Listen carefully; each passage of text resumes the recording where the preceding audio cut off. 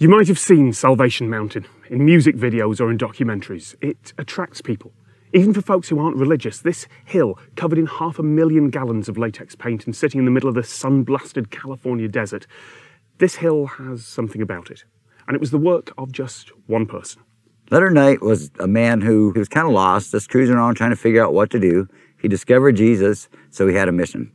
And then he started doing things, and he made a hot air balloon, like 200 foot, sewed it all together with all these praises to God on it, brought it out here. The desert ended up taking its toll on the balloon, but he stayed and he built this mountain. You really have to look at it to get the big picture. That sand hill, that way, shows exactly what was here. A couple of little straggly bushes and a flat hill of sand. And Leonard built all this. He added extra clay, hay bales, whatever it took to build this all up. He just kept going and going. He was going to dome the whole thing off. And he never really thought of himself as an artist. He more thought of himself as somebody just doing what he was doing. He was a persistent dude. This mountain originally fell after 3.5 years of building. He rebuilt.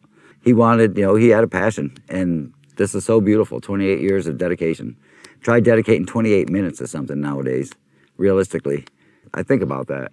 Leonard Knight had no training, no collective of other folks around him. The technical term is outsider art. He wasn't inspired by anyone else's work, unless you count God.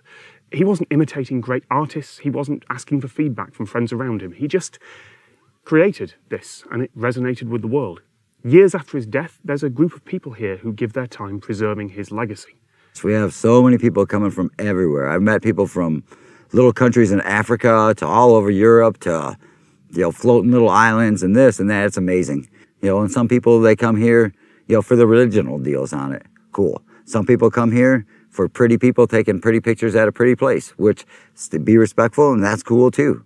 It's getting you out, you're doing stuff. They're getting off their couches and getting off away from the TVs and stuff, which TV is awesome too, though, so I'm not knocking TV. Paint donations that we get here, most of them come from the visitors. They'll bring a couple of cans turn into 100 cans. Let's say I wanted to paint that heart. I would have to wait a considerable amount of time till I had enough really beautiful red to mix up to paint that heart.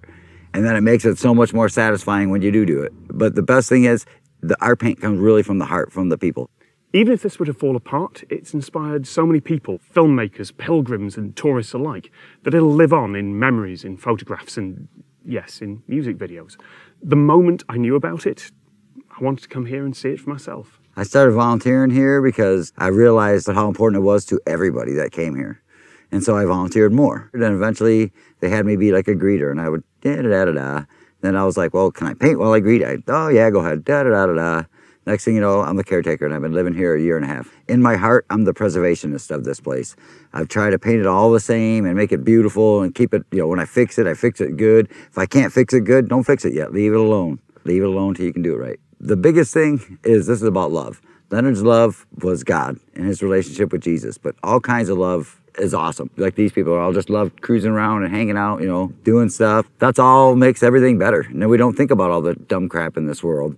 And you know what? Then the dumb crap in this world really becomes dumb crap in this world, and it doesn't have a powerful voice. There's not many places in this world where it's good and nothing's expected of you. We hope you would donate money to us because that's how we do it. But if you don't, cool. We got free souvenirs anyway, and there's constantly stuff going on. But if you show up on like a Saturday, you get to see what this is really about. It is just packed with people having a good time, respecting the mountain, respecting each other. It's awesome. Some folks would say it's divine inspiration.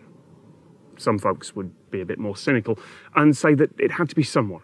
Of all the millions, perhaps billions of people who ever tried creating art with no experience and no training, yeah, statistically, someone was going to hit the jackpot, but it's difficult to be cynical here. So I brought a couple of cans of paint along as part of my own pilgrimage, because as it turns out, I want to help preserve this as well.